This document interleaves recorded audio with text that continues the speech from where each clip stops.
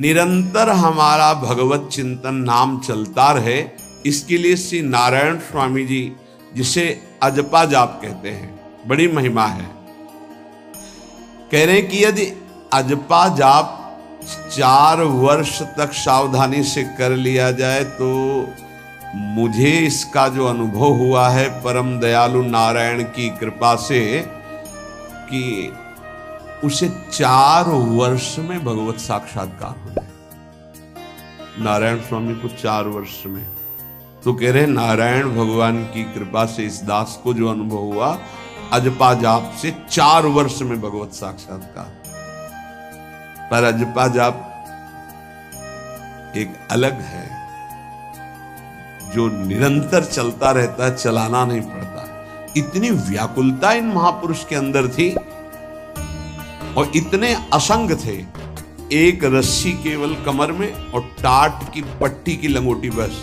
पूरा टाट ऐसे गमछे की तरह नहीं, केवल टाट की लंगोटी, एक रस्सी, बस। पूरे जीवन में गर्मी, सर्दी, बरसात, और व्याकुलता इतनी थी कि प्राण त्यागने के लिए तैयार थे कि मुझे कोई सद्गुरु मिले। जब देखा कि उनके अनुकूल भाव नहीं बैठ रहा है, तो हिमालय में पहाड़ी पे चढ़ के गिरने ही वाले थे अपने शरीर को नष्ट करने। कितनी बड़ी मुमुक्षुता।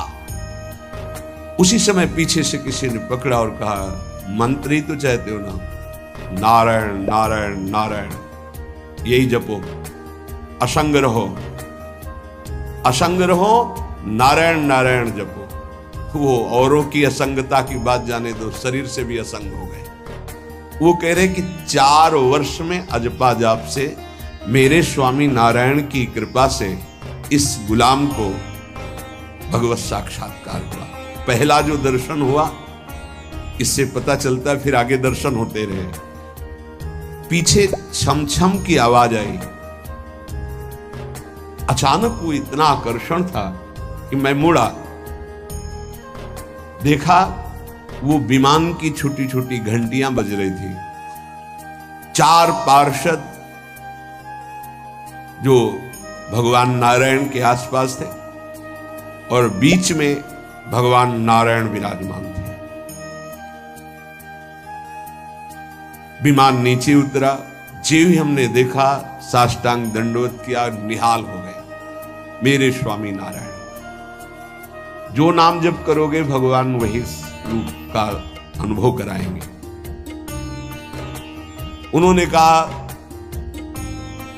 अब तुम्हारा जीवन कर्तव्य पूर्ण हो गया, अब तुम्हारे लिए कोई कर्तव्य, बद्रिकाश्रम चले जाओ और वहां बस मेरा भजन करते रहो, तुम्हारा काम पूरा हो चुका है। इस साधन से मैं कृतकृत्य हो गया, अजपा जाप से। ये अजपा जाप सब कोई कर सकता है, पर इसमें ये नियम है, वाणी से सत्य बोलना। अजपा जाप उसी का चलेगा, सत्य बोलने वाले का। ये जब उतरे हैं भगवत मार्ग में तो झूठ काहे को बोले भाई, काहे को झूठ बोले। लेकिन झूठ का तो ऐसा राज्य हो चुका है जबान पे, मतलब समझे में नहीं आता कि हम झूठ बोल रहे। और झूठ में कलयुग का वास है, असत्य, इसमें कलयुग का वास है। इसीलिए प्रायः सबकी वाणी से झूठ निकलता है। झूठे ही लेना, झूठे ही देना, झूठे ही भोजन, झूठ चबेना। तो कम से कम और भूले तो भूलो तुम जिन भूलो मालाधारी।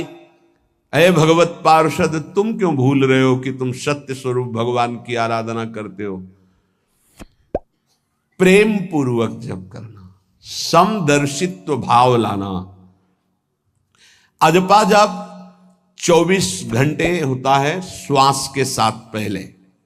4 वर्ष के साधन से विमान में आए हुए भगवान नारायण का दर्शन। भाई जी महाराज का तो ऐसे दर्शन, निज पार्षद जन, निज जन थे, उनके बीच में भाई जी से पूछते जा रहे हैं, पूज्य श्री जयदयाल गोयनका जी, भगवान के चरण कितनी दूर हैं? बस बोले पास हैं, स्पर्श कर रहा हो।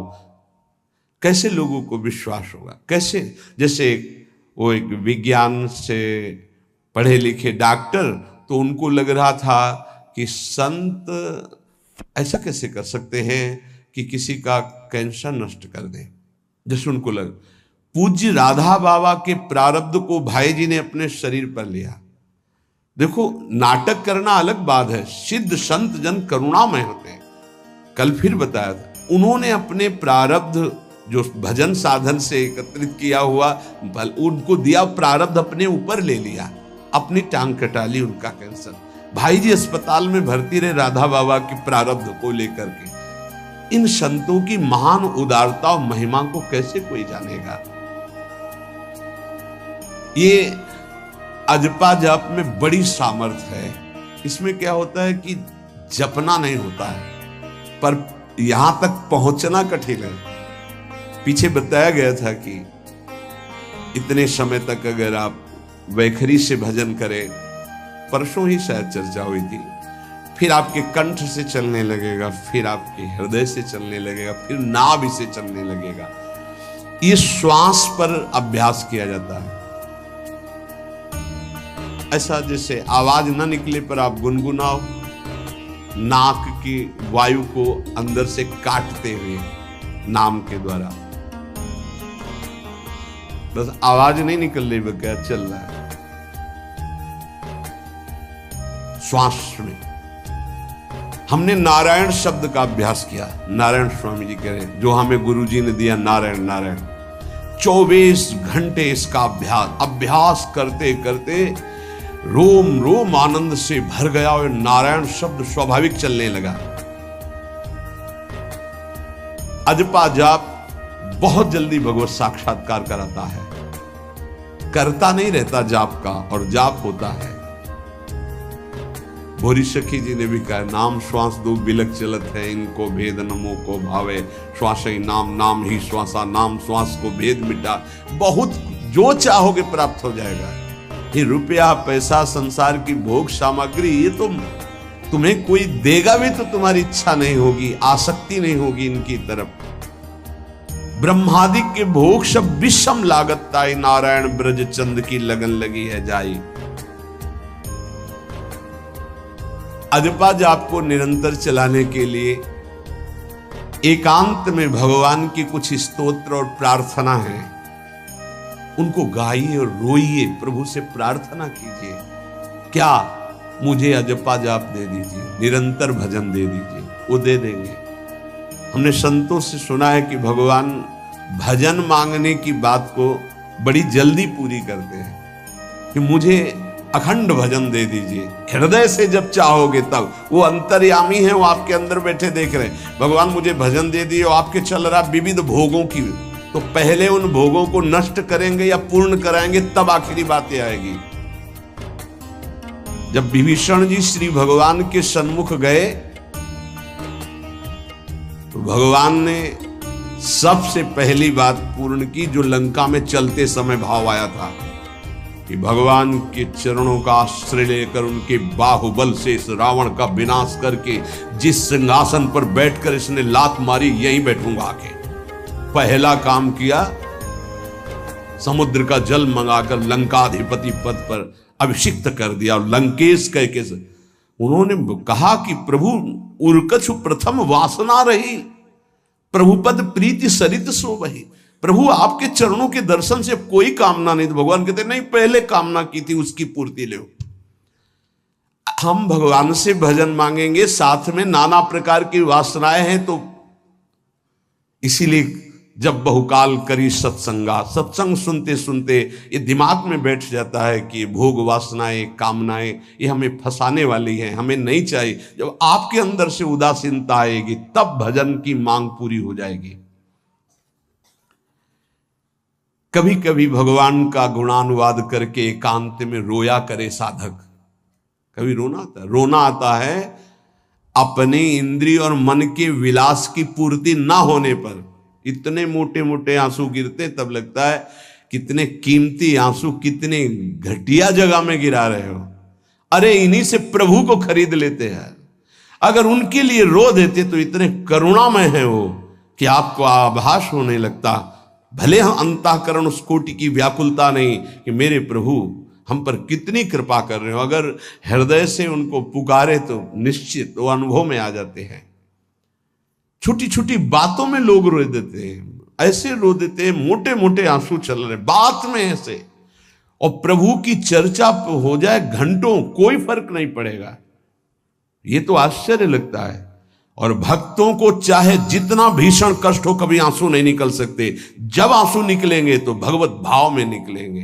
कह रहे नारायण स्वामी कि अजपा जाप के लिए भगवान से प्रार्थना करो, कभी कभी एकांत में उनके स्तोत्र हैं, गुण हैं, उनको गा गा कर रो, उनसे प्रार्थना करो, हे दीन बंधु मुझे अपना अखंड भजन दे दो, जो चाहिए सब प्राप्त हो जाएगा। भजन से क्या नहीं प्राप्त हो सकता। एकांत में बैठकर रोने ऐसे प्रतिदिन जब आप नियम बना करके प्रभु से प्रार्थना करेंगे। मीराबाई जी ऐसा ही करती थी, रात्रि में गिरधर से बात करती थी, प्रार्थना करती थी। नारायण स्वामी जी कह रहे उपासक ये बिल्कुल ध्यान रखे, यदि नाम सिद्ध करना है तो झूठ बोलना शपथ पूर्वक त्याग दे। झूठ नहीं बोलो, सत्य बोलना इस अजपा जाप के लिए निहायत जरूरी है, निहायत जरूरी है। प्रार्थना है, काहे को मलिन करे जिह्वा। जब हम भगवत मार्ग में चल रहे तो ये याद भूल जाती है हमें कि हमें सत्य ही भाषण करना है, असत्य नहीं बोलना। ये हमें भूल जाते हैं। क्यों भूल जाते हैं? क्योंकि माया का ऐसा प्रभाव। अगर हम भजन के प्रेमी हैं, भजन बढ़ाना चाहते हैं, तो हम झूठ क्यों बोले? सारे जगत में जो भी तुम्हारे सामने आवे, दृष्टि से उसको जरूर देखकर एक बार प्रणाम करो, मेरे प्रभु इस जीव जंतु के रूप में, जड़ के रूप में, चैतन्य के रूप में। इससे तुम्हारे हृदय में पवित्रता बढ़ेगी, अजपा जाप चलने में सहायक होगा। सत्य बोलना, भगवान से एकांत में रोकर प्रार्थना करना, सबके प्रति भगवत भाव रखकर प्रणाम करना, जिससे तुम्हारा कहीं दोष दर्शन नहीं होगा। किसी के मन को दुखाने वाली कभी बात न कहे, किसी को दुर्वचन न कहे, किसी का वैर भाव अपने हृदय में स्वीकार न करे। ये साधन मैंने स्वयं किया है नारायण की कृपा से।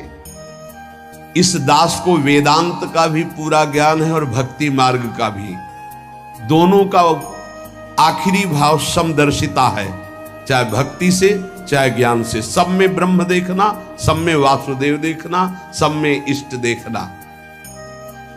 भक्ति विषय में भजन और ज्ञान विषय में नारायण, ये दोनों बात भक्त में होनी चाहिए। भक्ति का प्रथम और अंतिम विश्राम भजन, हर समय भजन चलना, और आंतरिक ज्ञान का विषय सब में हमारे इष्ट देव। ये दो बातें जरूर होनी चाहिए परिपक्व भजनानंदी होने के लिए। अगर भगवान की प्राप्ति करनी है तो ये दो बातें बड़ी जोर की है। भजन निरंतर, और जिसके भी सानिध्य में आए उसमें भगवत भाव करना।